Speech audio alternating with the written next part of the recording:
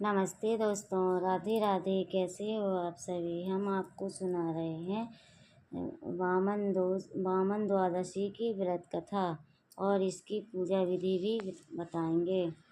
तो चलो सुनाते हैं। वामन द्वादशी की कथा में श्री हरि ने दैत्य राजा बलि के घमंड को नष्ट करने के लिए वामन अवतार लिया था। वामन रूप में उन्होंने राजा बलि से 3 पग भूमि दान में मांगी। पहला पग स्वर्ग पर, दूसरा पग धरती पर रखने के बाद जब तीसरे पग के लिए कोई स्थान नहीं बचा तो राजा बलि ने अपना सिर आगे कर दिया। भगवान ने अपना सिर पैर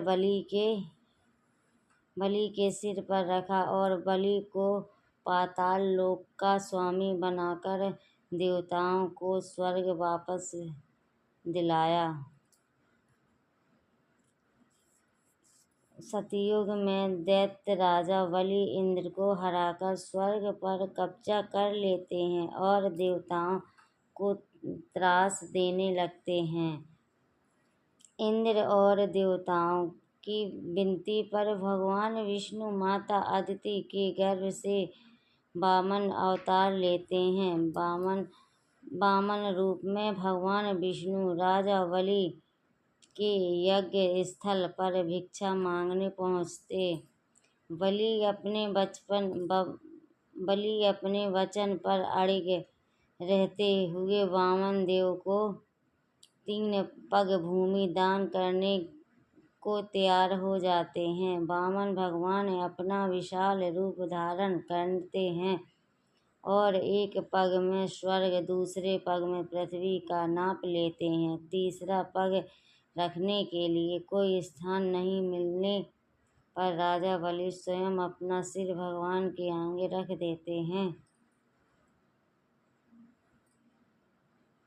भगवान वामन अपना तीसरा पैर बलि के सिर पर रखते हैं और उन्हें पाताल लोक का राजा बना देते हैं। इस प्रकार भगवान वामन देवताओं को स्वर्ग वापस दिलाते हैं और बलि के अहंकार को समाप्त करते हैं। यह कथा भगवान विष्णु के 5वें अवतार और त्रेता युग के पहले अवतार के रूप में वामन को दर्शाती है। इस व्रत की कथा सुनना और पढ़ना धार्मिक रूप से महत्वपूर्ण माना जाता है, जिसमें भक्तों के कष्ट दूर होते हैं और मनोकामनाएं पूरी होती हैं। हम इसकी पूजा विधि बताएंगे। वामन द्वादशी के दिन सुबह जल्दी उठकर स्नान करें और व्रत का संकल्प लें। पूजा के लिए एक चौकी पर पीला वस्त्र बिछाएं और भगवान विष्णु के वामन अवतार की तस्वीर या मूर्ति स्थापित करें। भगवान वामन को रोली, पीले फूल, चंदन, तुलसी दल और निवेद्य मिठाई अर्पित करें। भगवान को दही और मिश्री का भोग लगाना विशेष रूप से शुभ माना जाता है। पूजा करते समय वामन अवतार की कथा सुनें या पढ़ें।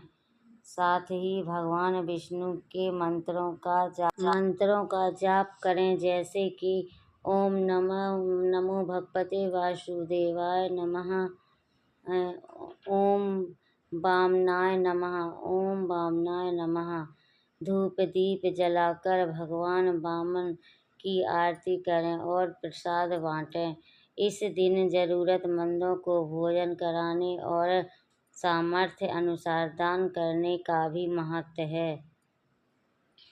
वामन द्वादशी के दिन श्रावण नक्षत्र में पूजा करना सबसे शुभ माना जाता है। इस दिन श्री हरि के भक्त व्रत रखते हैं और शाम को विशेष पूजा करते हैं। वामन देव को चढ़ाए गए शहद का सेवन करने से रोगों से मुक्ति मिलती है।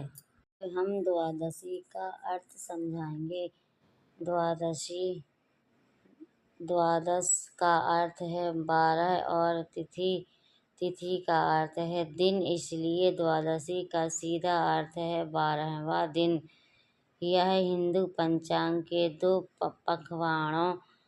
दो पक्षों में से किसी एक का 12वां चंद्र दिवस होता है। द्वादशी तिथि का स्वामी भगवान विष्णु को माना गया है। यह तिथि विभिन्न शुभ कार्यों जैसे विवाह, उपनयन और अन्य शांतिपूर्ण व पौष्टिक कार्यों के लिए अच्छी मानी जाती है।